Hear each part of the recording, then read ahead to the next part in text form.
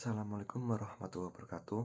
Pada kesempatan kali ini kita akan membahas pembelajaran kontekstual dalam mata kuliah Pendidikan Psikologi Kamis jam 11. Perkenalkan, saya sendiri Endra Rifuddin Fawas dengan nomor absen 28. Yang pertama, pembelajaran kontekstual atau contextual teaching and learning adalah konsep belajar yang membantu guru mengaitkan antara materi yang diajarkan dengan situasi dunia nyata siswa atau peserta didik dan mendorong membuat hubungan antara pengetahuan yang dimilikinya dengan kehidupan mereka sehari-hari. Diambil dari makna kontekstual sendiri, yaitu yang pertama, bagian suatu uraian atau kalimat yang dapat mendukung atau menambah kejelasan makna. Yang kedua, situasi yang ada hubungan dengan suatu kejadian. Menurut salah satu tokoh, yaitu Johnson, pembelajaran kontekstual adalah suatu proses pendidikan yang bertujuan membantu siswa melihat makna dalam bahan pelajaran yang mereka pelajari dengan cara menghubungkannya dengan konteks kehidupan mereka sehari-hari, yaitu dengan konteks lingkungan pribadinya, sosialnya, dan budayanya.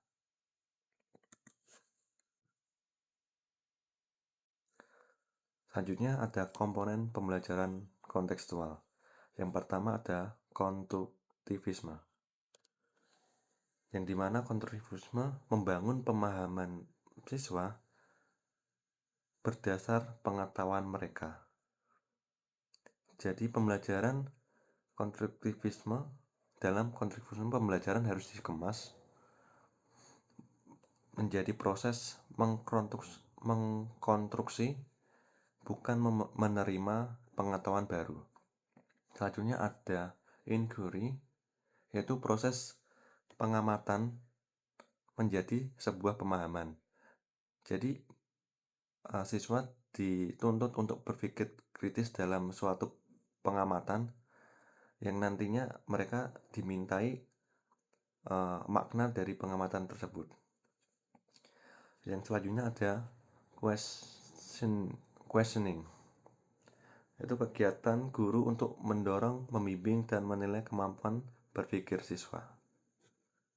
Seperti sesuai namanya, interaksi pendidik dan peserta didik, yaitu tanya jawab. Selanjutnya ada learning community, yang dimana sekelompok orang yang terkait dengan kegiatan belajar, mereka bekerja sama dengan orang lain, bertukar pengalaman, dan berbagi ide. Selanjutnya ada modeling, yaitu proses penampilan suatu contoh agar orang lain berpikir, bekerja, dan belajar. Selanjutnya ada reflection, yaitu cara berpikir tentang apa yang kita pelajari, apa yang kita catat, lalu kita implementasinya dalam pembuatan jurnal, karya seni, atau kita bertukar apa yang telah kita pelajari dalam suatu diskusi kelompok. Yang terakhir ada authentic assessment, yaitu pendidik atau guru mengukur pengetahuan dan keterampilan siswa. Yang selanjutnya ada karakteristik pembelajaran. Pembelajaran dilaksanakan dalam konteks autentik, yaitu pembelajaran yang dikerahkan pada ketercapaian keterampilan dalam konteks kehidupan nyata atau pembelajaran yang dilaksanakan dalam lingkungan yang alamiah.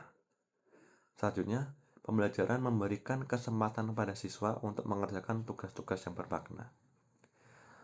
Lalu, pembelajaran dilaksanakan dalam memberikan pengalaman yang bermakna.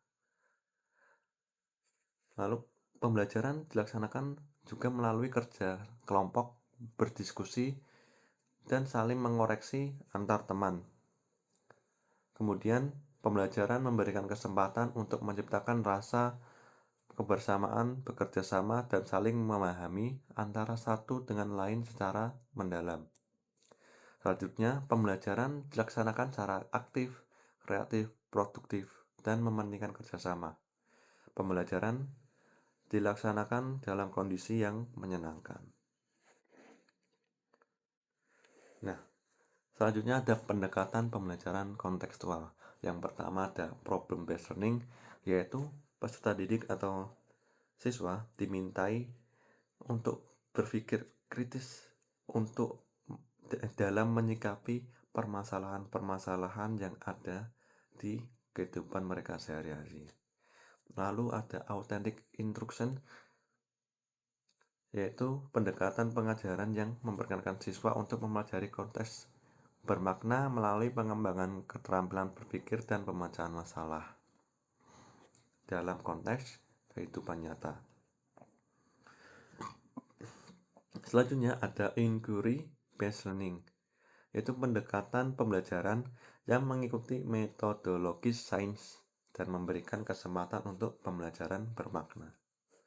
Selanjutnya ada project based learning, yaitu pendekatan yang dimana peserta didik diperkenankan untuk mengkonstruksi hasil pembelajaran mereka melalui sebuah karya, sebuah pembuatan proyek yang nantinya akan dipertontonkan dalam sebuah karya hasil proyeknya.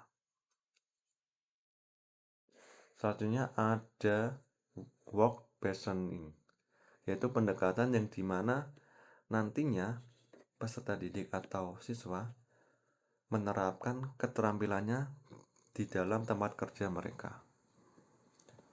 Selanjutnya ada service learning, yang dimana peserta didik atau siswa menyajikan suatu penerapan praktis dan keterampilannya dalam kehidupan bermasyarakat.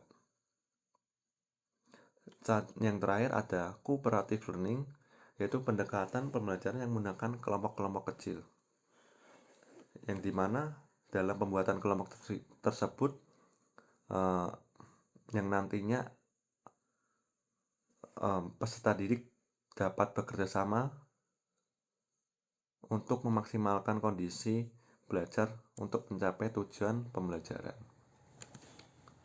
Nah, kesimpulannya, melalui model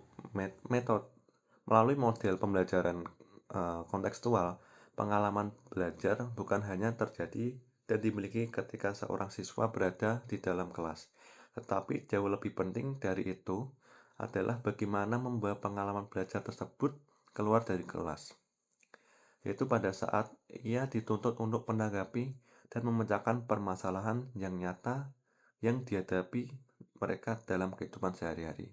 Sehingga pembelajaran kontekstual ini idealnya mengaitkan permasalahan pada dunia nyata kepada teori yang akan dipelajari atau disajikan pada siswa dan siswa